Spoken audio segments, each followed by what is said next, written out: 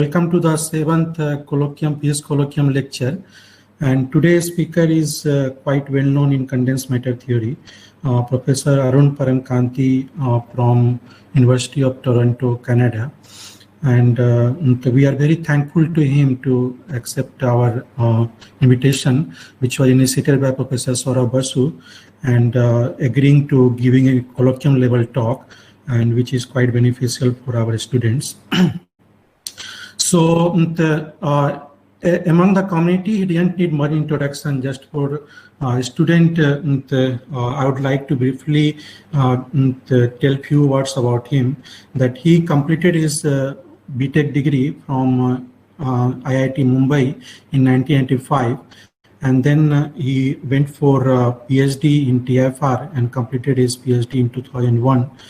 And then he went for a couple of postdocs, one in University of California, Santa Barbara, and then University of California, Berkeley, before joining University of Toronto in 2005.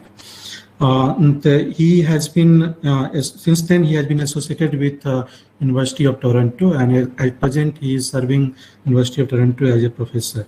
His research interest lies in various fields: quantum condensed matter theory, understanding the magnetism, superconductivity in correlated materials and ultra-cold gases, interplay of topology and interaction effect in different class of transition metal oxides, and various other things. And he has been contributing quite actively in all this in the strongly correlated system. And from his website, I got the news that recently has been used for many of his works, and some of them are triangular supersolid, metallic-like states for boson system, which was basically written by Subir Sachdev. So you can go to his website and can read it. It's very nice to read. Then chiral magnetism. And today he is giving the colloquium on very interesting topic, which is quite hot nowadays and with a very potential application in the spintronics and magnetic storage device. And with this, I would like to invite him to give today's colloquium on Skyrmions, classical crystals, and quantum liquids. And I hand over the forum to him. So what I'll talk about is, a broader theme that has been kind of emerging over the years, which is this theme of topology in magnets, and it's kind of it comes up in many different ways. So I'll try and over the course of these slides, kind of at least talk to you a little bit about different aspects of how topology may play a role in magnetic systems. So let me kind of begin by discussing some very simple things which people, at least some even the undergrad students would have seen in courses that they've taken, which is the case of an Ising magnet. Okay, so if you have some magnetic system where, let's say I have, can you see the pointer, by the way? If I'm pointing to something? Yes, we can see it. Yes. Okay. So if you have a Hamiltonian which has some moments, describing moments that only point either up or down, so there's only two possible states that the system can take on, then we can have interactions which can lead to different types of orders of these Ising moments, right? So this is for example, a model that was initially written down by Lenz, who was sort of physicist who it turns out is most famous actually precisely for proposing this model, but the model is named after his student who went ahead and solved this model in one dimension. So it's called the Ising model, but it was proposed by his advisor, but his advisor's name is not associated with it. But I think, but this is apparently the most well-known thing, the thing that he's famous for was coming up with this model. So what the Ising model describes is some interactions, as I mentioned, between these spins SZ, and it can sort of have patterns where in a ferromagnet all these moments line up and point along the same direction. Okay. And this is a very useful model to think about, uniaxial magnets. So of course, this is a toy problem, but there are a lot of real magnetic systems where there is a preferred axis, and if the spin moments can point along that axis, either parallel or anti-parallel, then in fact, this is a very good model for thinking about the physics of such magnetic solids. Okay. Can I ask a quick question? So is this exactly solvable for all Jij or only nearest neighbor Bij in 1D? So this is solvable. So if you sit in 2 dimensions on the square lattice, then you can. No, I'm not talking about Jij. Like, should J be equal to I plus 1 or minus 1, or it can be I and J can be anything? So I think if you're in 1 dimension, it's fine. If you're in 2 dimensions, then the nearest neighbor one is solvable exactly, but not others. Yeah. Again, for certain other things, like if you're on the triangular lattice, I think you can solve exactly for. So it depends on the lattice geometry and the dimension, right? So if you're on the square lattice, then you can definitely solve it for nearest neighbors. If you're in 1 dimension, I mean, it doesn't really matter. I think you could even do it with further neighbor interactions. So is that fine? Yeah, it's fine. Oh, I didn't lose you guys. Okay, sorry. Yeah. So of course, this, what I've written on the, or taken a picture on the left is a picture of a ferromagnet where all the spins point in the same direction. But in a solid, you can have more complicated arrangements, and, a simplest next arrangement in some sense is one where, let's say, spins on alternate sides kind of point up and down as you go along the lattice. So every side, let's say, that points up has all its neighbors that point in the opposite direction, and that's an antiferromagnet. So you can have, these toy models describe many complicated magnetic orders, right? But it's not just a model for magnets. In fact, the reason this model is kind of great interest and continues to be of great interest is that it's also a model for many other types of questions which people can come up with. So, for example, we can reinterpret the spin up and spin down as, let's say, having a particle of type 1 and a particle of type 2, right? So imagine the spin up represents copper and spin down represents zinc.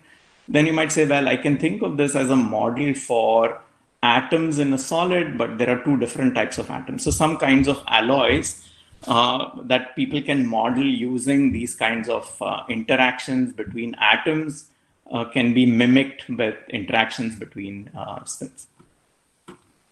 And in these days, when one thinks of all these buzz about trying to do simulations in some sense using like quantum simulations is what kind of people are talking about. But in some sense, you can think of these as simple models where these Ising variables can represent many different things, not just magnetic moments, but maybe also types of atoms, for example. So if I have 3 types of atoms, maybe I can represent it with a spin that takes on 3 different values instead of just up and down. Yeah. So this is a very interesting model, but it's also a toy model to begin to study quantum effects. So the way I've kind of written this down is like and the way it was written down was really just thinking of these the spins as just classical numbers, right? Just plus or minus 1, pointing up or down. But you can start thinking about adding quantum mechanics to this problem, and we'll discuss this on the next slide. Yeah, but it's a toy problem which in fact finds application when one thinks about quantum dynamics. It's also a model for what is called geometric frustration, where imagine we have a simple antiferromagnet of this sort here. On the square lattice, we say it's very easy. Every spin wants its neighbor to point in the opposite direction, right? And so I would go here in this Hamiltonian and let's say choose these Jijs to be positive for nearest neighbors and 0 for everything else. Then you'd say, well, here is a ground state that minimizes the energy corresponding to such a Hamiltonian.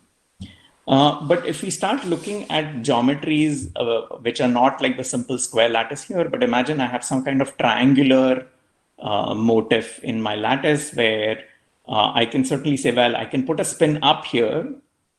I can put a spin down on the neighboring side because these two want to be opposite in order to lower the energy if J is positive number. But then the question becomes, what do I do at the third side, right? So if I put it up, then it's kind of unhappy with respect to this side here. And if I put it down, then it's unhappy with respect to this one. So it can't clearly point opposite to both of them. And so this leads to a rich field of geometric frustration meaning that, this spin doesn't know what to do, basically. And in fact, there are a lot of studies of these Ising magnets and sort of variants of Ising magnets that are of interest, even sort of a lot of current research. Okay? But going back here, and what will kind of lead me on to the topic of the talk is you can ask, well, what are the excitations? So here is a ground state, but what are the excitations of such a solid? And you would say, well, the excitation would be the simplest one is to take one of these spins and flip it over. Okay, so that's an elementary excitation in this Ising magnet. You take a spin, you flip it over. It costs an amount of energy that depends on J. So I've made 4 of these bonds are now unhappy. So it costs an energy that is, basically like 8 times J, a factor of 2 times the number of neighbors.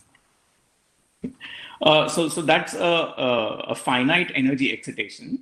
And it's a localized excitation. Okay? So it's only happening here. If I go anywhere outside and I'm wandering around here on the lattice, I won't know that the spin is flipped unless I actually come and look at it. Okay. Yeah. All right. So we can say, okay, but what about not simple Ising models? And you can say, well, okay, I can take a look at models of other sorts. So I can look at Heisenberg magnets, where I say, well, okay, now I think of the spin as a vector that can point in any of the 3 directions in spin space. And you can say, well, what happens with these spins? And one of the things we know already from just thinking of a single spin in a magnetic field is that because the spin is an angular momentum, the way its dynamics basically in a field is going to be just precessional dynamics. Okay? So if I look at Hamiltonian dynamics, the spin is not going to point along the field. If I start at some position here, it experiences a torque, and what it's going to do is it's going to start precessing around the direction of the moment so that its component along this direction stays fixed. Okay. And so this precessional Landau-Lifshitz dynamics, in fact, is the basis of what we might call magnetic resonance imaging or NMR kind of physics. All of it relies on this interesting physics of precession and sort of the quantum versions of this kind of precession of nuclear moments in a magnetic field. So this we know for an isolated spin, this is what happens. But in fact, if you put this in a solid, so imagine you have a ferromagnet of the sort I was drawing earlier, but now the spin is not tied to be only up or down, it's actually this vector, then in fact, these spins can start precessing around the magnetic field created by its neighbors.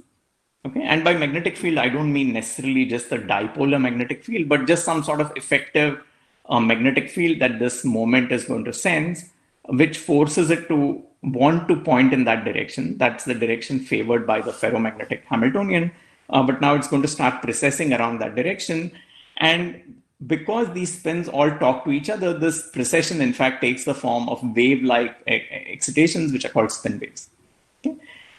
You can take these waves, wave equations, and you can imagine quantizing them, just like we do with, you might do with any, vibrations, for example, in a lattice would give rise to phonons. Here, if we quantize these excitations, it gives rise to what are called magnons, which are basically quasi-particles of these magnetic excitations in the solid. Okay? And because these magnons are on a lattice, in fact, they will form bands. So just like electrons in a periodic potential form electronic bands, which have some dispersion relation. So there's some relation between energy and momentum for electrons in a periodic solid. Similarly, for these magnons, there is a well-defined relation between their momentum and energy. Okay. So this, one can go and measure this. So let me just give you a couple of quick examples. So if you have, for example, magnets on a honeycomb lattice of the sort shown here, which might be familiar to most of you from looking from the things like graphene, where carbon atoms are arranged in this kind of pattern in 2 dimensions. Then if you have a ferromagnet with some kind of quantum mechanical effects in a ferromagnet on this lattice, would say that okay, I can have not just SZ of the type that we wrote earlier, but also something that induces quantum dynamics. So things like S plus S minus would take, let's say, a pair of up and down spins and interchange them. And so you can induce sort of quantum dynamics now with this Hamiltonian. And this Hamiltonian, in fact, bears a very close resemblance to what happens if particles or electrons are basically hopping on the graphene lattice. So just like I can think of S plus, let's say, as destroying a particle, creating a particle, S minus, let's say, as being analog of destroying a particle, right? So S plus would create a spin up, S minus destroys a spin up. So if I think of a spin up system, you might think of these as having creation and destruction of spins, is like creation, destruction of particles. And so you would expect that the dispersion, or this, what I was talking about earlier, this energy momentum relation might look something like that of graphene. Okay. So on the right here is a sketch of the energy momentum relation for graphene. It has 2 bands, a lower band and upper band, and these bands touch at the corners where they take on the form of this kind of relativistic Dirac problem of a massless Dirac particle. So the energy momentum relation is linear with no gap between the blue and the red band. The upper and lower band basically touch at this point in momentum space. So in fact, you expect that magnets of this sort might exhibit interesting dispersion relations. And people can go and measure these, right? So with magnetic solids, you can sort of do what neutron scattering. You come in with neutrons, you scatter off the solid, and the neutron, gives some of its momentum and energy to creating magnetic excitation. So people can go and measure these magnetic excitations in a solid. And here is some, experiments and some theory modeling of the kind that I was talking about earlier. So one can do these kinds of experiments where you can, unlike the single spin flip that I was talking about in the Ising case, here you see that there is a rich, dispersion relation where I can talk about energy momentum relation. And the Dirac-like dispersion that I was pointing out here shows up in these magnetic system as certain crossing. So here, for example, is the calculated Dirac-like crossing at this point, and that's kind of what is seen in the data in these experiments on this cobalt material. Yeah. Okay, so these are 2 classes of magnetic excitations, right? And that we talked about. But there are other types where we will see that topology starts to. Sorry. Yeah. Can I ask a question related to the earlier slide? So this is cobalt titanium oxide, isn't it? So yeah. Point is that the model that you used to, so are you implying that the model in the previous slide describes this kind of an compound? I mean, the model in the earlier slide.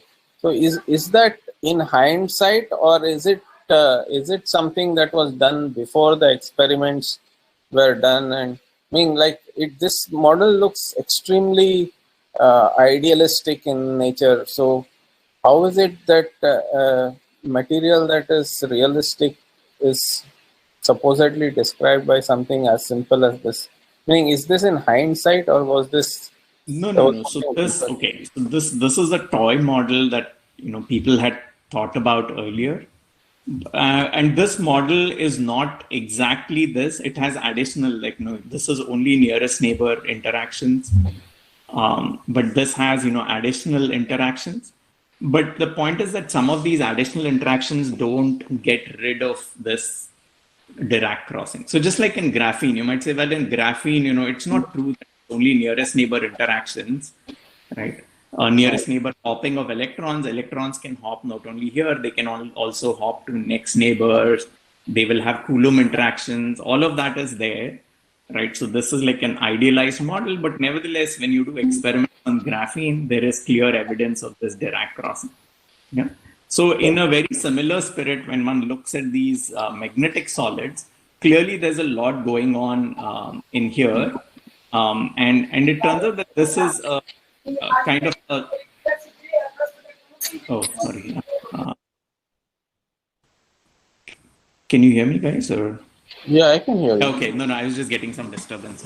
So this Dirac crossing is somehow stable, and there are reasons why it is stable. Given certain symmetries, it turns out you cannot get rid of this Dirac point. So this ideal Hamiltonian is not the one that will give you this exact dispersion, but it's a good starting point to think about this Dirac crossing. Yeah? So there should be a family of such alloys or compounds which are described by that Hamiltonian. Yeah, exactly. Yeah. So you could take this cobalt titanium oxide and you would say, well, why cobalt, which is the magnetic ion? Can I use some other magnetic ion in a similar crystal lattice? And people have been exploring these. So there are a whole bunch of these now. So there are things, people have looked at chromium iodide, there are various kinds of magnetic solids on the honeycomb lattice, which seem to realize this kind of Dirac physics for magnetic excitations. Yeah. And so there's this whole rich field. Arun, two quick questions. One is that your J, whatever may be the range of interaction, it's always real, right? So you don't have any time reversal symmetry breaking coming from J. Yeah, so time reversal symmetry is not broken in the Hamiltonian. That's right. Yeah. Okay. So all your hoppings or all your J's are real, the first neighbor, next neighbor, and so on. So the magnetic. So sorry, go ahead. Finish your question. Yeah. No, the second question was a quick one. Is that do you see a Hofstadter butterfly in this case? Sorry, you broke up there with the question. Sorry, I couldn't hear the last, the second. Okay. Do you have a Hofstadter butterfly for this model? Yeah, so you can actually get more complex, right? So here, what I've written down is the Hamiltonian in terms of the spin problem, right? But given an ordered state, you have to ask, well, I don't care about the spin interaction is of course important, but what I really care about is making a particle like this one here and asking how it moves in the background of the ordered state, right? So you create a localized excitation. This localized excitation is now going to start moving around and acquire a dispersion. And there, that can actually have a complex dispersion, even though the underlying Hamiltonian is real. Okay. So the time reversal is broken not at the level of the Hamiltonian, but at the level of the ground state, right? So once the ground state breaks time reversal, then the excitations can acquire some T breaking terms. And then you can have things like, it can see things like magnetic fields. So people have seen examples of, like Haldane-like Hamiltonians where this Dirac gap, this Dirac crossing can actually get gapped out. And you can get things like Haldane models with Chern bands. Hofstadter butterfly, actually, I don't know, but I think there might be analogs of that in some of these new experiments on these Moyer type systems where you have large period structures. And there I'm pretty sure you can get magnetic excitations which look like Hofstadter butterflies. But I haven't worked on it, but I'm reasonably sure that will be the case, which will have some modulated magnetic field over some long length. Yeah, that's a very good point, actually. Yeah. Okay. So then, we can talk about other types of magnets. So what we talked about are, particles, local particles, then these local particles get some dispersion. But if you turn to other types of magnetic systems where spins prefer to lie somehow in the plane. So this is the opposite of the Ising case where spins are perpendicular to the plane. here, let's say the spins want to lie only in some two-dimensional plane in spin space, then in fact they can form interesting structures of the sort, what are called vortices, which are very analogous to a fluid vortex, right? So if you take a fluid and you rotate it, and you can form these whirlpools or eddies, and these vortices form when you think of a magnetic system. You can have these vortices that form. Okay? And now the first thing that comes up here is, if I just stare at this thing in real space, you'll say, well, there is something strange about this because it's not localized. I can go as far away as I want, and I will know that there is a vortex that's sitting at the center. And that's where sort of this topological character becomes important, where you say, well, the way I can see this is if I take any loop that's going around like this, and I track how the spins are moving, then I say, well, look, the spin starting from here, the spin rotated a little bit anti-clockwise, a little more anti-clockwise, and so on. And when I came back, the spin has rotated all the way by 2 pi, right? So here it's gone to, starting from here, it went to pi by 2 rotation, then pi rotation, 3 pi by 2 rotation, and then you come back by 2 pi. And so in fact, one can define a topological number called the winding number that tells you how much the spin winds as you go around the point where this defect is present.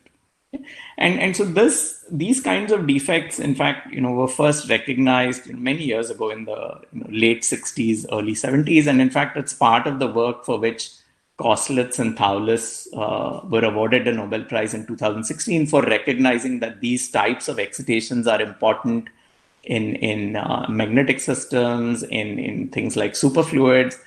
And not only that, to work out sort of what this actually does to the magnet. So of course, what this does is that as these vortices become important, they can destroy the simple ordered states of the sort that we saw before.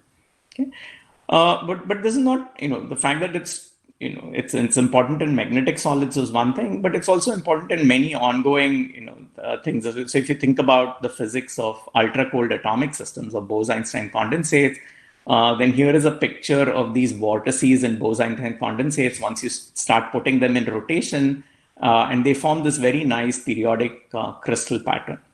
So the kinds of things that, for example, like Tapan Mishra in your department, works on, these cold atomic systems, and some of these cold atom systems can realize these kinds of interesting phases of matter with vortices. Maybe one can think of vortex dynamics and other things. And here is, I couldn't resist showing, some of these recent pictures we have. We've been looking at, how these kinds of vortices can emerge, not just as excitations in the system, but also in the ground state of a solid. And it turns out it's kind of, if you have interactions which are not of the form, this S dot S or SZSZ, but you have some kind of dipolar character to these interactions, so that they kind of prefer to line up in certain directions, but then anti-align in other directions. It turns out this ground state of such a interacting system, and it's not just first neighbor, it has more longer range interactions of the sort. You can actually stabilize these vortices and anti-vortices in the ground state of such a magnetic solid. In fact, when my student showed me the picture from these simulations, it was kind of very strikingly reminiscent of these pictures from Van Gogh's painting, where you have these swirls that kind of form this pattern. So that actually brings me to the topic of what I wanted to discuss in the colloquium, which are new types of magnetic excitations that people have discovered, starting maybe about 15 years ago, and there's a lot of ongoing work on these, which are what are called Skyrmions. Okay, so here is a picture of a you say, well, like a ferromagnet on the outside. So everywhere outside the spins are pointing up. So it's sort of like my ferromagnetic ground state outside. But inside, instead of just flipping one spin like in an Ising magnet, I make something that resembles a vortex surrounding the spin flip, right? So you flip a spin at the center, but then when you go from the inside to the outside, the spin basically twists in a certain way. Right? So it doesn't twist along one direction, but here it twists everywhere along the radial direction as you go from in to out. it takes on a certain twisting pattern. And this is what constitutes a skyrmion. Okay. So unlike the vortex, so it shares some similarities with the kinds of excitations I was showing earlier. Okay. So first of all, it's a localized excitations because, outside this radius, the spins are all pointing up. Okay. So it's confined to some region of space, unlike the vortices that I was talking about earlier. So in that sense, it resembles a spin flip. The spin is flipped here. Okay, you affected something a little bit non-locally, but it's not an infinite range kind of vortex that we saw before. It's kind of limited by the radius. At the same time, it's not quite like a single spin flip because there is this twisting character to the spins inside this circular box. So you can really think about this topology in terms of the following thing. So imagine you take 3 spins next to each other here, and you look at their triple product. So if I look at, for example, if I take 3 spins here and I calculate S1 dot S2 cross S3, then this triple product measures, how much, in some sense, volume will be present if I were to draw a solid with these 3 edges. But if I put these spins on a unit sphere, it tells me what is the solid angle subtended by these 3 spins, right? So the triple product is a measure of the solid angle subtended by these 3 spins. And in fact, if we kind of add up these little solid angles and calculate the net solid angle, it turns out it's some integer multiple of 4 pi. Okay, so that's what is kind of encapsulated in this topological number here. So you take S hat is the unit vector spin pointing in some direction, and dx and dy basically tell you how much the spin changes if you go in the x and y direction. You pick 2 directions. And so this is kind of a little bit of a continuum version of this triple product. And so you see that it gives you the solid angle on the sphere times an integer n that tells you how many times this texture basically wraps around on the sphere. Okay, so if I go from the center to the outside along one of the radial directions, the spin goes from being at the south pole to being at the north pole. So every radial trajectory here corresponds to one longitude on the block sphere. So you go from down to up, but you go along different directions. You're twisting along different directions, which corresponds to different longitudes. Okay? And so you see that this texture here will basically cover the entire sphere one time. Yeah? Arun, a quick question. Arun, is the spectrum gapless for this wrapping number to be finite? So does it correspond to a Hamiltonian which is gapless? Gapped spectrum rather, gapped. Correct. Yeah. So this is an excitation. That's a very good question. So unlike so the vortex in some sense has infinite energy because the spins are distorted all the way to the boundary, right? So you will never get isolated vortices in a system. If you look at a single spin flip, on the other hand, it has some finite amount of energy cost, right? And so this energy here is, there is a finite cost to making this kind of an excitation. So there is a gap to creating this from the vacuum or from the ground state, which is all spin up. Yeah. Does that answer your question, Saurabh? Yes. Yeah. Yes. But suppose you have could you have a wrapping number to be non-zero for a gapless system? Is that possible? In this case, of course, you have a gapped spectrum. Oh, you're asking, can I get a gapless magnet in which I can get skyrmions?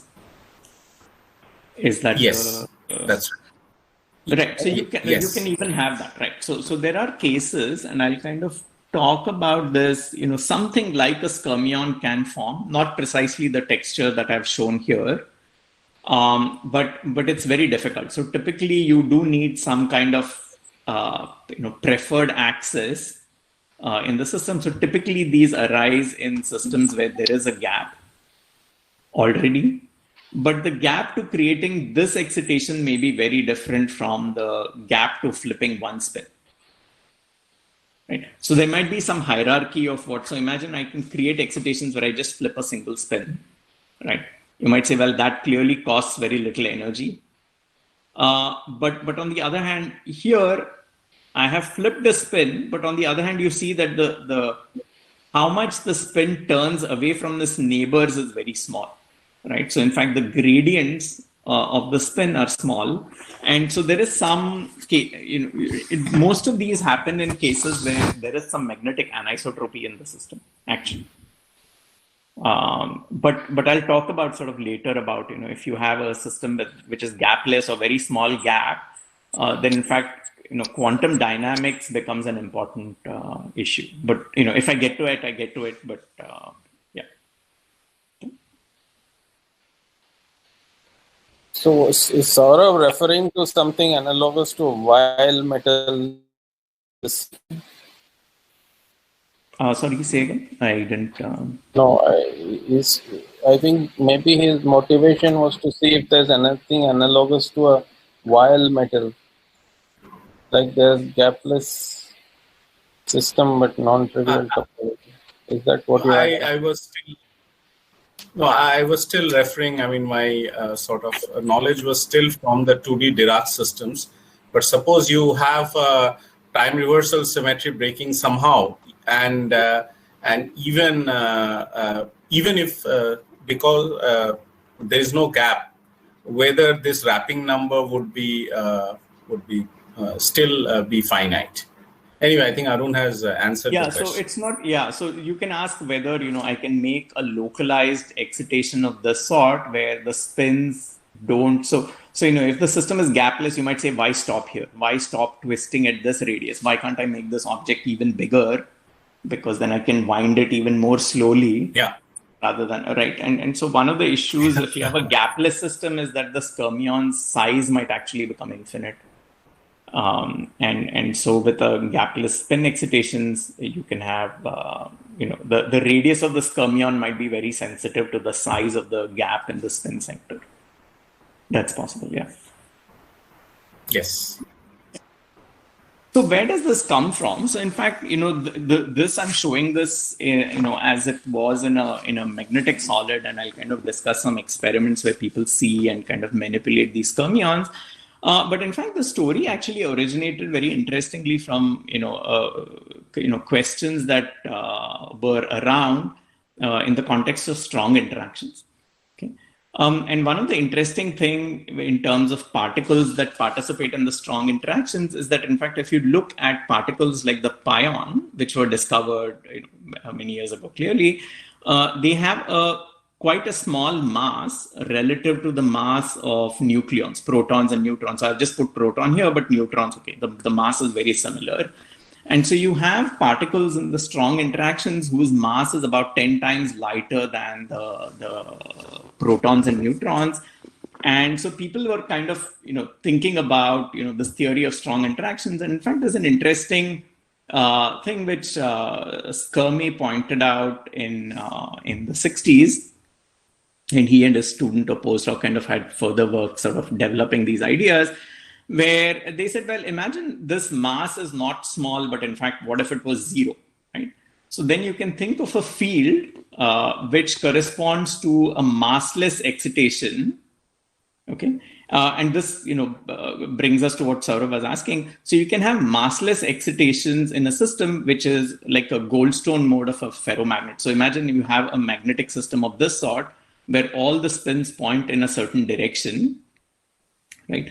And you can have Goldstone modes where these spins basically fluctuate slowly, and you can have basically gapless spin wave-like excitations of the sort I was showing earlier with these Dirac systems, but at low energy. Right? And so what they conjectured, and maybe this was sort of even before them, was that the you can think of these pions as basically Goldstone modes in a certain condensate associated with what's called chiral symmetry breaking. So you can take in the limit that the quarks which constitute your nucleons or participate in the strong interaction that we know now, but not at that time, not at that point in time. Then you can have a system where you spontaneously break the chiral symmetry, where left and right moving particles basically behave as independent excitations, and that symmetry can be spontaneously broken. Okay? And so if you have spontaneous symmetry breaking, you can think of, imagine this pion mass has gone to zero. So here is the relativistic equation. If the pion mass goes to zero, it looks like energy and momentum behave linear, have this linear relation, which is sort of like a Goldstone mode relation in a symmetry breaking phase. Okay. Then he said, okay, that's fine. It tells you why these particles are light, because the quarks are have a very small mass, and you can almost think of them as massless. In that case, this pion mass is very tiny. It's almost like a Goldstone mode. But then where do these heavy particles come from? And what Skyrmi conjectured was you can think of them as skyrmions in this field. Okay, so this pion field, there is a certain condensate. You have spin wave excitations of the condensate, but maybe you also have these kinds of excitations where the field twists in some small region of space. And if you do that, then you can sort of say, well, the energy of this particle comes from this twisting of this field over the size which is given by the radius of this excitation. Right. So if you think of the proton, then the proton has a certain size, which is on the scale of a femtometer. Okay. And you take this massless, massless excitation, forget about the pion mass. Let's take massless excitations and, basically put them in this box and demand that they should be twisting on the scale of this box. Then you can estimate that the twist energy for such a relativistic system, it's hc, I've forgotten a factor of h bar and so on there should be a factor of h bar square times k square. That's the momentum square. But then here you would see that, well, h bar c comes from there, but k, which is the characteristic, momentum scale, is going to be set by 1 over the radius. And so that's the 1 over the proton size. And you see that this twist energy here, in fact, sets the scale for the proton mass. So if you stick in a femtometer radius here, all the mass of the proton that you have comes from the twist energy of this field. Okay, and that's actually very well known now, which is that in fact the quark mass is in fact a very small contribution to the mass of a proton. All of it comes from basically the energy in the fields that make up, this object. Okay. So that was, you say, well, you can sort of try and understand particles, as skyrmions in a certain field. But in fact, the reason Skyrmi proposed this was also it gives us a very good reason for why the lifetime of these excitations might be very different from, for example, the lifetime of a pion. That pion decays very quickly, but neutrons and protons are long lived. In fact, proton lifetime, as far as we know, is kind of infinite at this point in time, barring some new experiments that might come up that measure sort of these decays. But the very long lifetime, he said, may be ascribed to the fact that there's a certain topological charge associated with this. Right, like we saw here, there is a certain topological charge, and what this means is that n cannot go from 1 to 0 unless there is some discrete event, which is very hard. Okay? And so what he said was, maybe this confers some stability to these baryons in the system, as opposed to pions, which are Goldstone modes, which are kind of less likely to be stable. They can sort of decay more easily than these particles. So this is where this idea of having skyrmions originated.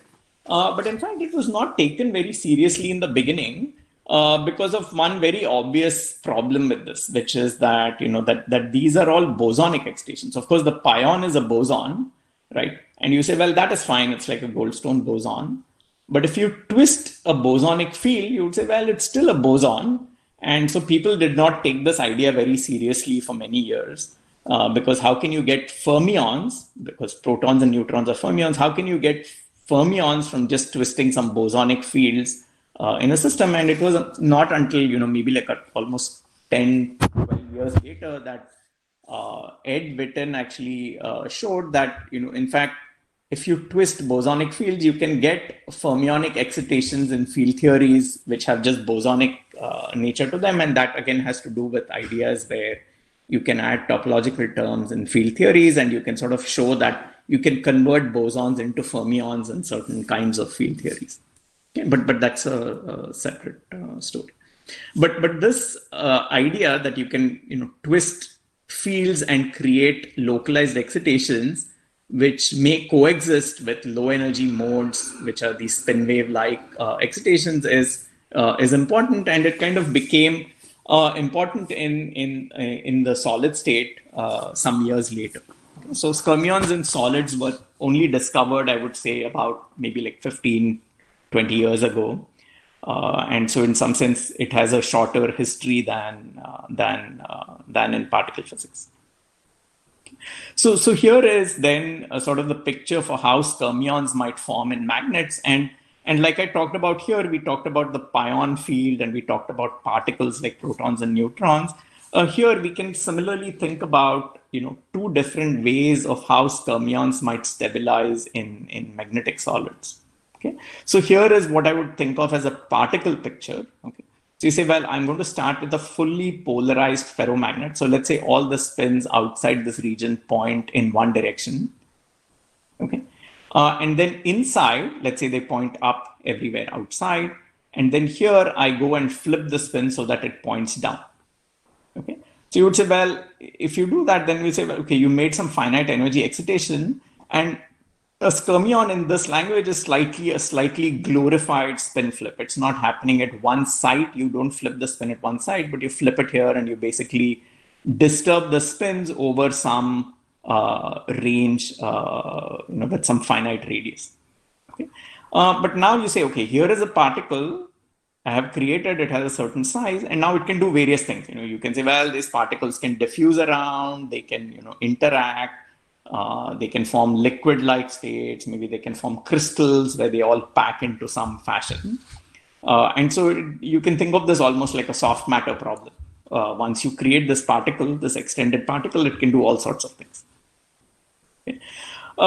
Conversely, you can think of starting with a wave picture. You say, well, okay, imagine I take a wave, you say, of the kind of spin wave that we were talking about earlier, then the spins are going to basically twist in space. Actually, I don't know if my video is also clear. Sorry, I'm just gesturing with my hands, but I'm not sure is the video visible at the same time?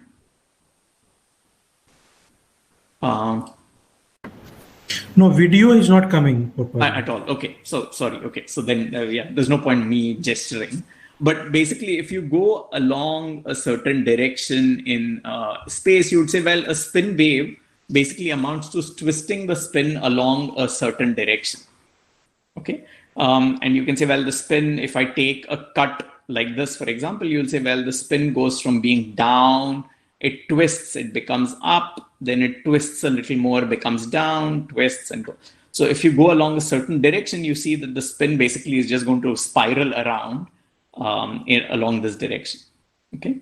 Now, so an alternative way to think about skyrmions is to think about trying to superpose these spirals in different directions. So instead of having a spiral where all the spins, twist along the same direction, you say, well, I'm going to have spirals which can twist along direction, this direction, that direction, and that direction. Okay? So 3 different directions, if you pick, you can superpose these spirals, and it turns out the pattern that you get looks like a crystal of skyrmions.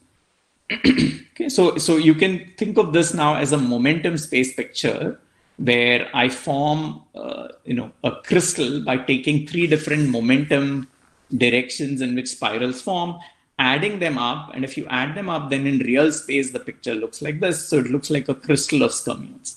Okay. So now again, you can say, well, I can do various things. I can start from here. I can melt it with fluctuations, get some kind of liquid states and so on. Okay. So there are these 2 pictures for how you might think of skyrmions forming in a solid. Okay. In fact, there have been lots of experiments over the years where people have seen these. And so I'm going to sort of discuss several of these experiments. And as Pankaj was mentioning in the beginning, a lot of this is driven by thinking about this, two aspects of skyrmions. One is the fact that, look, if I have a skyrmion, I have made some defect here, so I know that this region is different from what is outside. Okay, and you can say, well, that's sort of like writing some information in the system. So imagine everywhere was yellow, everywhere was spin up. You would say, well, that's like having bit 0. Then I go and write some information by flipping spins and doing something in this region. Then what I've constructed is, in this region, I have constructed a bit 1 where I have flipped the spin and done something. Okay. So you can say, well, it's sort of like, think of this now as my bit, where instead of just having north and south, I have no excitations and skyrmion excitations. That's my bit 0 and bit 1. And the reason people are interested in thinking of skyrmions as memories is that you can imagine making them small and somehow yet stable because they have this topological character to them. So you can't, like I mentioned for these protons and neutrons, the idea was because you have this topological charge associated with skyrmions, it's not very easy to get rid of them. And so the expectation is that if you have skyrmions, then maybe even if you make them very small, they might still be very stable against decay, right? So you don't want to lose your information that you've written somewhere, but maybe this topological character to them gives them some degree of stability. Okay? So what people have been doing is creating these skyrmions and thinking of them as topological memory. So here is, as Pankaj was mentioning, in spintronics community, there's a lot of interest in this. So people can come in with a spin polarized STM onto one of these things where you have iridium with iron, and you can try and say, well, here is a case where I write skyrmion. So I start with a system where there is nothing going on. I come in with a spin polarized current, and what a spin polarized current will do is when you inject a spin polarized current, it will basically give you like impulsive forces on the underlying magnetic system. And they have found a way that you can actually write these skyrmions in some localized regions here. So regions in these colored regions basically indicate that there is some skyrmion in these regions. So they can sort of write skyrmions with STM. They can sort of erase these skyrmions with with similar spin polarized STM experiments. So this is a group at Hamburg that's done a lot of these experiments using spin polarized STM to create destroy skyrmions locally. Right. So there's some way to read and write information using or at least write and erase information, and you can sort of read the information off from looking at the tunneling currents. And what people have proposed is, once you have some way of doing that in some reasonable way, maybe we can sort of think about memory. So you say, well, imagine I have a strip of data, right? Skyrmion, skyrmion, skyrmion, skyrmion, no skyrmion. So that's like bit 1, 1, 1, 1, 0, 1, and so on. Then if you think of what happens with your CD, you would say, well, I have some bit 0, bit 1, and when the CD is moving, I can basically read off that information using lasers. And similarly here, you want to be able to move this thing around and, sit at a point here, let's say, and watch this bit 1s and bit 0s stream across, and you can sort of read off the information that's coming as this thing spins across or, goes past you. Okay. And so people have found ways that if you apply small currents, you can get these skyrmions to move very easily. And so you can now imagine this is still, at a conceptual stage in some sense, some of these things, but sort of like proof of principle to see whether this is at all feasible. And there is some work in progress along these lines, right? Being able to, so these are actually just simulations, but there are sort of few experiments where people can make these skyrmions, move them around, watch them as they go by. Okay, so this is the kinds of things people are exploring. But in fact, the original, this is kind of fairly recent experiments. So these are from, after 2000, 2009 was kind of this kind of proposals, but a lot of these experiments that I'm showing were, from 2000, after 2010. But in fact, the original discovery of skyrmions goes back to thinking about them in just magnetic solids, not thinking about creating them artificially like this, but actually seeing them appear naturally in solids. Okay, so there were experiments on manganese silicide, which is almost a ferromagnet, it has some very small twisting of the spins. And it turns out that if you look in the phase diagram as a function of temperature and magnetic field, there's this weird phase where instead of finding one spot in a diffraction experiment where a single or a pair of spots in a diffraction experiment would have told you that the spins are winding along some direction with some particular pitch in real space. But the fact that they see these 6 spots tells them that you're superposing 3 spirals. It's not one spiral, but 3 spirals, which are 3 pairs of spots. And so what you're seeing is then analogous to this one here. You have 3 spirals going along 3 directions that make 120-degree angle with respect to each other. And so that is what these spots in momentum space correspond to. And so it was conjectured that this phase is actually a Skyrmion crystal phase. And it was first detected in these neutron experiments. But of course, more recently, with these real space visualization, you can sort of go and do, real space imaging. And like I said, it's not just imaging individual Skyrmions, of course, here, but you can watch very large arrays of these things as they get generated. Okay, so this is almost like, I don't know, like watching bacteria or something. Right? So you have many of these tiny objects that are there, right? That form in the system when you start applying a magnetic field. These are almost like single spin flips, but they're actually Skyrmions in this particular experiment. And as you make more and more of them, in fact, they might start forming these kinds of interesting extended objects. They can even kind of form these, interesting patterns where they form these chains of Skyrmions. And so these are kind of, images from recent experiments that people can use. Yeah. So can I ask one question, naive question, that these large scale structures, is it self-driven or it is driven by the field? So the field is inducing these structures, but the fact that they kind of form these, so the existence of these dots or these Skyrmions is because you put in a magnetic field, right?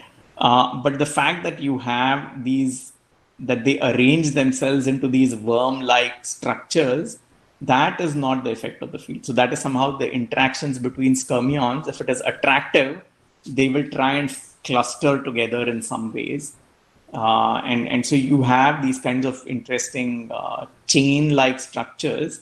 In fact, in other systems, in dipolar systems, I know people see this. Like, for example, if people are familiar with what are called ferrofluids, so you can take fluids where there are some magnetic interactions between atoms. You can have ferrofluids where, in fact, they form these weird textures. So, people like, I think, like people like Michael Widom and all have worked a lot on these. But here you can see similar structure. So it tells you that there is some interesting interactions between Skyrmions that must be driving the formation of these chain-like structures in these systems. Can I ask another question? These Skyrmions are basically classical, isn't it? There's no concept of entanglement between Skyrmions. Is that a concept that's meaningful, or it's like quantum entanglement? No, it's a very good question. So these objects, that I've shown so far are pictures taken probably of objects that are large and at a temperature that's too high for them to exhibit quantum effects, right? So maybe these have some quantum effects, but it's probably largely washed out in these experiments. But there is, in fact, an important question which people are thinking about is, if you make these Skyrmions really small, then they might start exhibiting interesting quantum physics, right? So just like with vortices, you would say, well, a vortex looks like a classical object, but in fact, if you look at it at short, length scales and time scales, you should have some quantum dynamics for these vortices. Similarly here, these Skyrmions, if we kind of watch them at low enough temperature, maybe if the spin is not so large, imagine these are some spin half made of spin half particles, and if the size is small, in fact, quantum dynamics should be important. Yeah. I was just thinking that if your these Skyrmions are just too many, and because of your using it as a spintronic device, or memory device, say for example, not spintronic, but a memory device, you need the topological charge to be a good thing, right? Yeah. So if your interaction becomes too large, does that continue to be good? No. Right. So in these cases, right, in these experiments, they want them to be spaced apart somehow with a distance so that the interaction between them is not important. So you want skyrmions to be having a spacing that's much larger than their radius. Okay. So beyond their radius, basically the interaction goes exponentially decreases. But in these cases, they are not trying to control the formation of, like it's not like with these STM experiments. They're just turning on the field, and skyrmions can nucleate and as many as they want. And I think the thing here was to just check that if you measure these skyrmions with MFM, what kind of skyrmions form, what is the density of these skyrmions as you start changing the field. But you're right, you don't want them, if you actually want to use them in a memory device, you do want them to be kept apart by a size that is some multiple of their radius so that it's not too close. Yes. Yeah. Actually, how am I doing on time? I guess I'm already over time, huh? I didn't... but it's okay. We are enjoying it. So just feel free to just let me know when. So these are other sorts of experiments, right? So you come in with an electron beam on a film where skyrmions are present, and you'll say, well, the skyrmion tells you that there is some magnetic moment here, and it's going to create a magnetic field. And when this electron comes, the electron senses the magnetic field and is going to experience some deflection. Okay. And what the deflection can see is the in plane. So imagine I have a magnetization in this direction that produces a field like this. Then this will experience a deflection that takes it in the B cross B direction. So in plane magnetizations where V and B are not parallel, you can try and track by measuring the Lorentz deflection of this electron beam. Okay, so that's how people make, you can image these things, not just with STM or MFM, but you can actually see the winding. So if, for example, it points in a certain direction, you know that it will deflect like this. If it points in a different direction, it's going to deflect in a different, at a different angle. And so you can look at the deflection and go back and infer what the direction of the moments are, and you can sort of come up with the fact that the skyrmions have this kind of winding, which is indicated by this false color in this picture. Okay. So you can sort of visualize these, you can sort of manipulate them, right? And so the kinds of questions you might ask is, what are the kinds of interactions that stabilize skyrmions? And what are the kinds of physics that one can do with them? So these are some things we've been kind of working on, motivated by some of these experiments. So it turns out this is kind of a minimal model that describes. So just like I said, a minimal model for a ferromagnet is some kind of an Ising model, right? Or a minimal model for a quantum magnet or something which has vector character would be some exchange Hamiltonian of the sort. But it turns out that for skyrmions, you need two additional ingredients. One is what people call Zyloshinsky-Moria terms, something that causes inversion breaking, where spins do not want to be parallel to one another, unlike this one. They want to have some angle between them, right? And so if the Zyloshinsky-Moria term is non-zero, which happens in systems with inversion breaking, then you try to get systems which form spirals. So this wants spins to remain parallel. This wants them to be slightly anti-parallel or sort of have some non-zero angle between them, not anti-parallel, sorry. Then you end up getting spirals as a result of the competition between these two.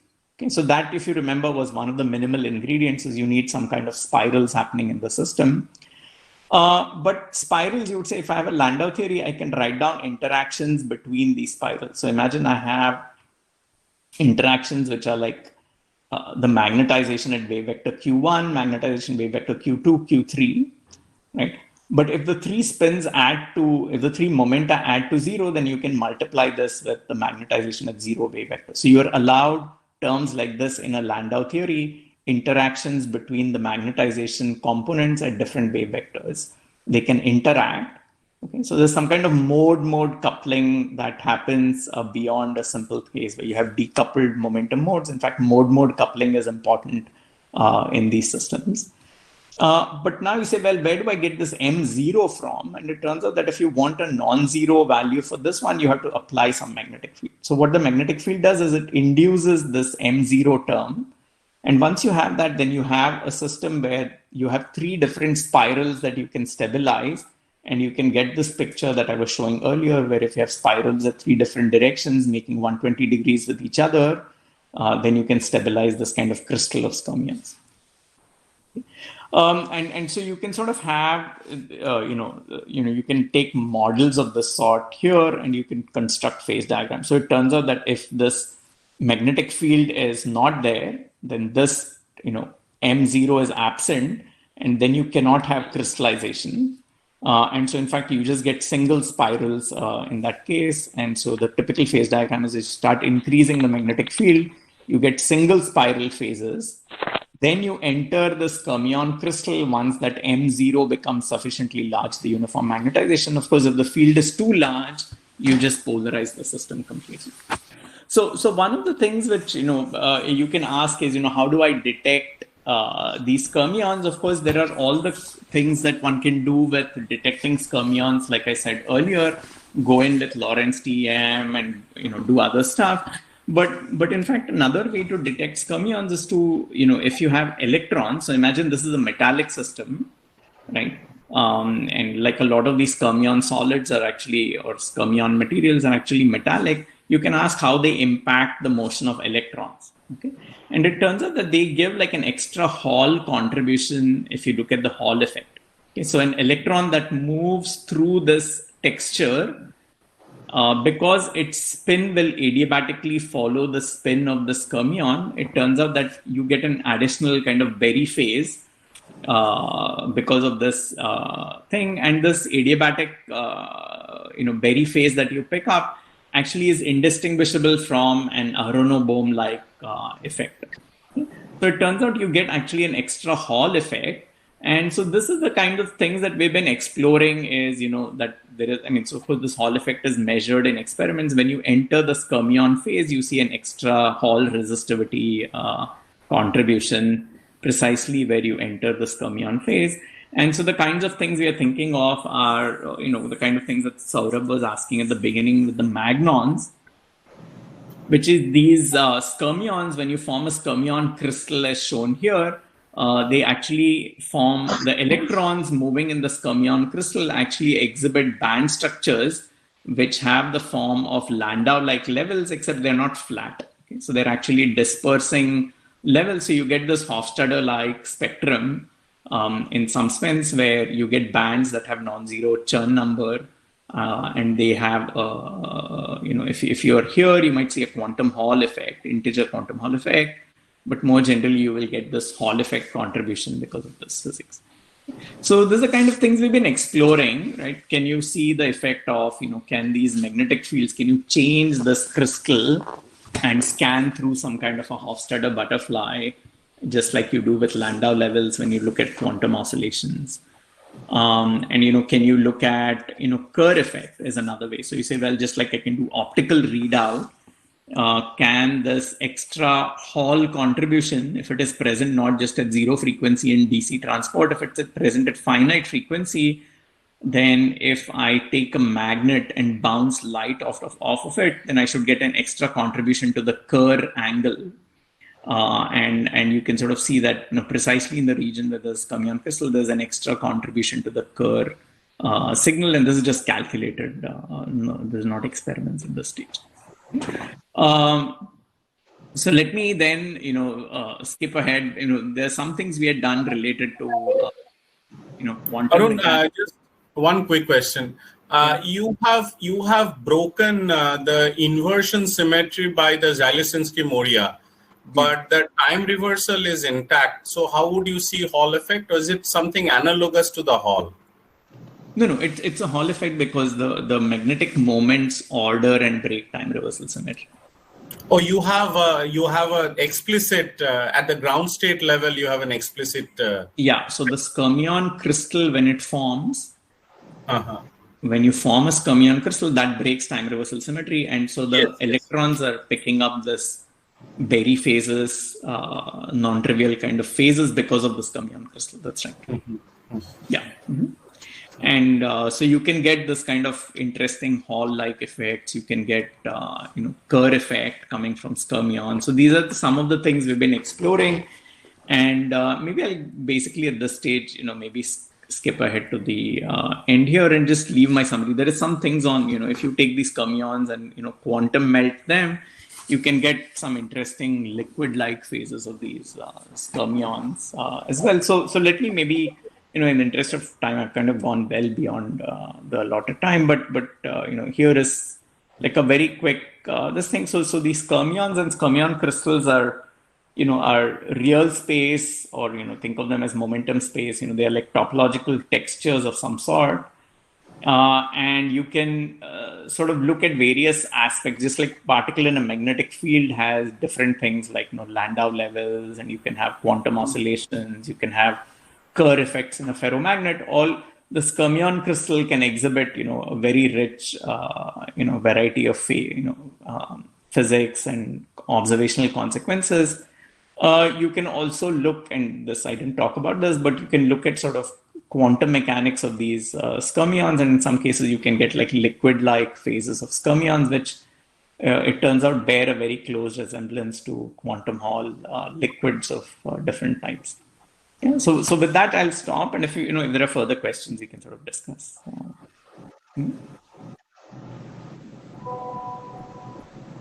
Yeah, thank you, Arun. It was very nice talk. And now floor is open for the questions. So students, you are encouraged to ask questions now.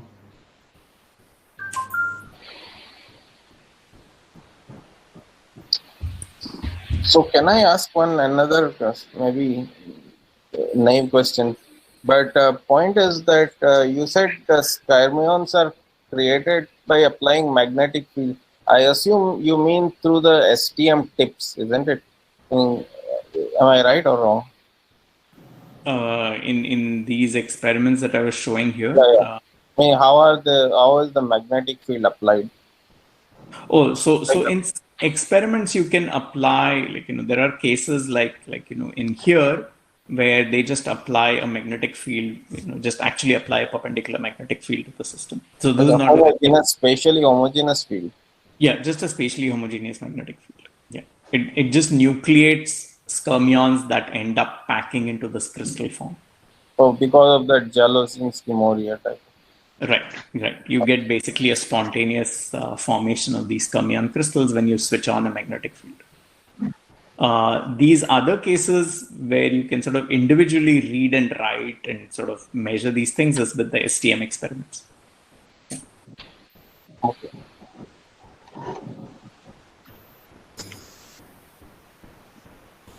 So questions from students?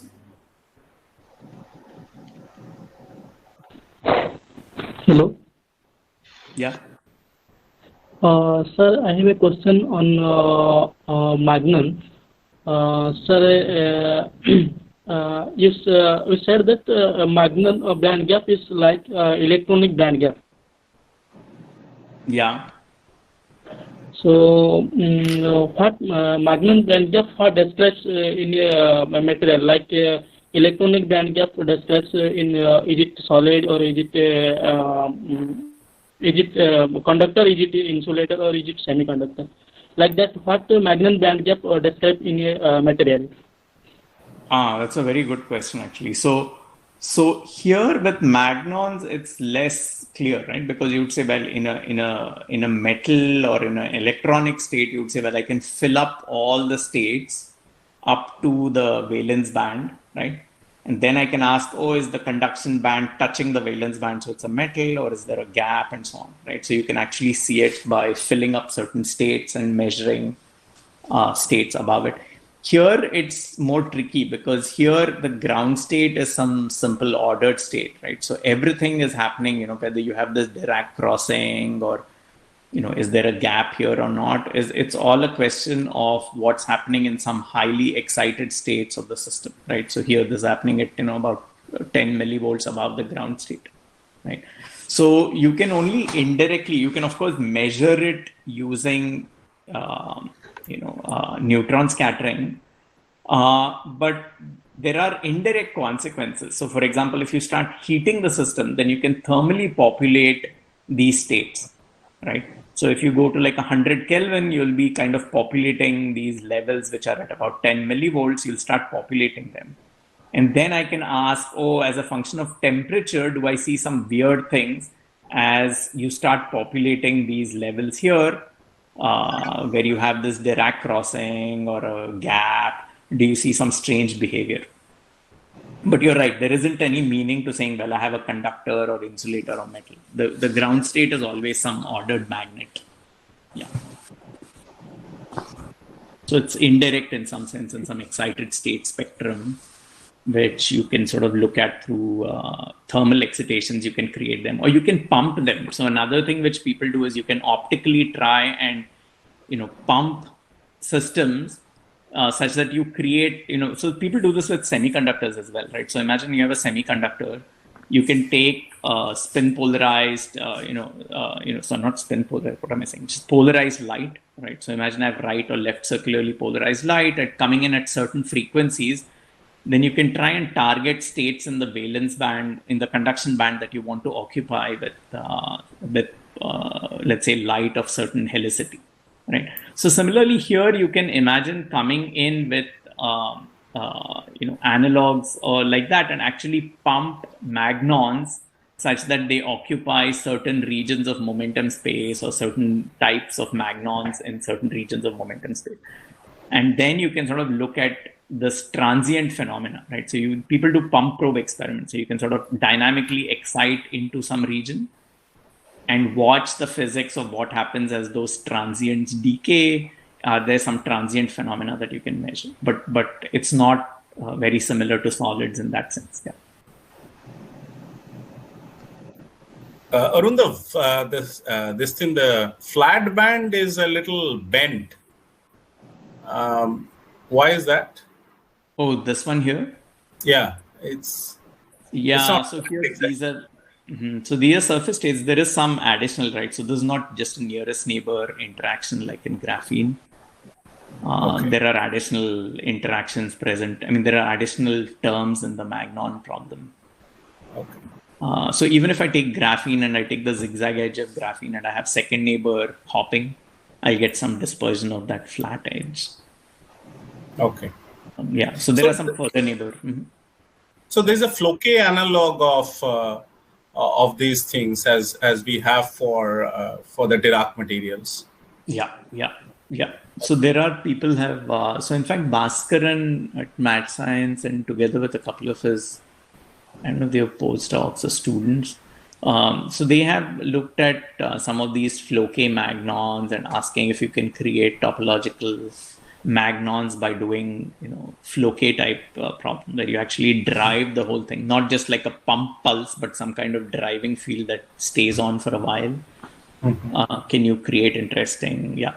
Mm-hmm.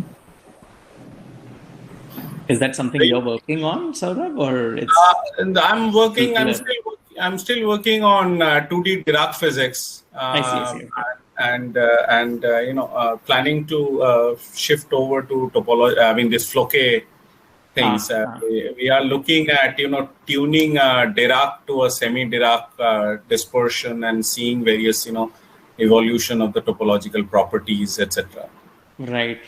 Yeah. So with magnon systems, there is some work along these lines, but I haven't worked on it myself. But there is some work that people have been doing.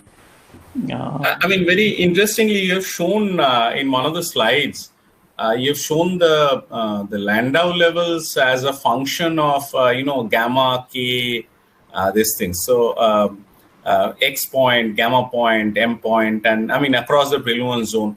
Are these like the quasi, like the quasi energies and so on? Because we show Landau levels usually either as a function of, well, of course we show it. No, sorry, we show it as a function of your K and so on. Yes, as a function of so one of the momentum, that's right. So this is different from Landau levels because of what you said. So this is just looking at, if I have some triangular lattice of Skyrmions, like is shown on the left, then these are just band structures in that honeycomb Brillouin, like the hexagonal Brillouin zone, there is some band. But it's a diced lattice, right? There's something at the center, so it's different than graphene, isn't it? No. So this is not graphene. Yeah. So this has a huge number of. So this, the points here are the underlying triangular lattice that we are looking at. Mm-hmm. But this large structure that emerges is Skyrmions, which are separated by a big spacing, right? So that's the Skyrmion unit cell is very large. Yeah. Okay. So it has a huge number of sites in the Skyrmion unit cell. And so what you get are a huge number of bands in the picture here. Okay. So this is the unit cell would be, take this, make this Wigner-site cell, and there will be like, in this case, maybe there were like about a couple of hundred sites. And so there are about 200 bands that are here in this problem. And as opposed to the Landau levels behaving linearly with n and square root of mod n, how do these Landau levels behave? Is there some kind of WKB kind of work? It's hard, right? It's not very clear, but these behave in some sense somewhat like the Hofstadter model, in the sense that the magnetic field was uniform, right? In a lattice problem, you would have expected, there are bands with churn. So if you take like square lattice model, right, with some churn bands, you would say, well, there are bands with churn number -1. Then there are bands with churn number -1. In the particle hole symmetric example, there would be bands with churn number -1 on top. And then there'll be a huge number of, a band with a very large churn number in the center. Okay. That's a typical Hofstadter spectrum, right? So you get bands with churn number, let's say ±1 at the top, and then a bands with like very large opposite churn number, so that the net churn number adds to 0. So here these are somewhat similar. So we get bands with churn number. What do you get for the Ken-Milli model? Ken-Milli model has only 2 bands, right? But here you do get many bands. Many bands, yes. Right. But you do get bands where there's a central region where there are a huge number of bands which carry a total churn number that's very large. Okay. So in some sense it resembles this Hofstadter-like problems that people have looked at. Okay, any other question? A beautiful talk. One naive question from me. So this crystalline nature of Skyrmions, is it stable with temperature? Suppose, can we get room temperature Skyrmions? Yeah, so that's a very good question. So people have seen Skyrmions at room temperature. So some of these MFM pictures that I was showing, where did it go? So some of these MFM images were, I think some of them are room temperature, maybe not this particular one, but some of them are, you can see at MFM, you can look at Skyrmions, but the crystals, it's kind of harder to stabilize at room temperature. Very often there will be like thermal fluctuations and they will end up melting in 2D. It's harder. In 3D, it's the MNSI, these old manganese silicide experiments that I was showing. It's also quite, it's lower. It's at like about 30 Kelvin here. So room temperature, there has been at least one recent work where people have seen something at about like 250 Kelvin, 200, 250 Kelvin. But it's a very delicate, it's a very small region in field and temperature. So it's a very small window where they see it. Wise. Yeah. Mm-hmm. So Yeah, I was just reminded of when you mentioned this pump probe experiment with my earlier student. We have a paper in Europhys B, I think, where we showed that for these topological insulators, you can actually do a pump probe in the bulk and infer the churn number without looking at the surface states. So normally people like they look at the surface states for inferring the churn number. Here, just the pump probe experiment in the bulk can pick up the churn number without looking at surface states. So I was wondering if, say, something like the Skyrmion index can also. I'm just thinking out loud. Aloud, a pump probe experiment can pick up the Skyrmion It number. might actually, I don't know exactly what type of probe kind of experiments you have, had in mind, but there are, there might be ways to do this. I know even in some of these cold atom systems, I don't know, maybe Tapan has worked on these things, but there are cases where you can do like some kind of quench and look at the dynamics after the quench, which sounds very much like, what you might do in a pump probe. And you can try and read off churn numbers from some of these quench experiments. So I don't know if there is ways to do that in these for Skyrmions. But that's an interesting question. Maybe, I don't know if you have my email address, maybe you can at least share a reference or something. Maybe I can look at it. Yeah. Okay, if there is no further question, Arun. Pankaj, one very naive question. I mean, Arun, so basically the Hamiltonian that you had written, is there an analog of the Holstein-Primakov so as to get it into a fermion in terms of fermion operator, not bosons, and make it resemble something similar to the Dirac-Weil or some such thing? You have a J psi dot Sj plus a Jalusinski-Moria and a on-site B term, like an Ising term in presence of a magnetic field. So could there be a sort of, a fermion representation so that we understand these things? Yeah, so there is actually, so that is an important thing when we were looking at certain cases where you get spin liquids. Okay. So if you go to the fermion representation where you say, well, I'm just going to rewrite S as some C dagger sigma C. Yeah. Right. Yeah. Some kind of Schwinger fermion, then you can try and write these spin models in terms of interacting fermion problem. Yes. Right? Yes. Some 4 fermion interaction. Now, how do you treat these fermion problems? You might say, well, I want to do some kind of Hartree-Fock type mean field theory, for example. Right? Yeah.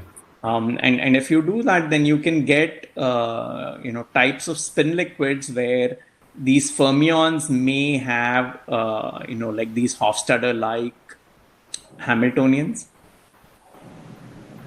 You can get things where the fermions actually they enclose some fluxes on the lattice, which will appear as in your mean fields will be complex mean fields. And so if you do like a Hartree-Fock theory, you might be able to actually see these. And so we've done a little bit of that in the context of spin liquids. Mm-hmm. But there are analogs of that, one can do with crystalline states of this sort as well. Yeah. Okay. Yeah. Mm-hmm. Yeah, that's a very interesting point. Thank you. Thanks a lot. Yeah. And overall, thanks from the Department of Physics. Yeah, I think Pankaj will do the honor. Arun, it was a splendid talk, and overall we enjoyed.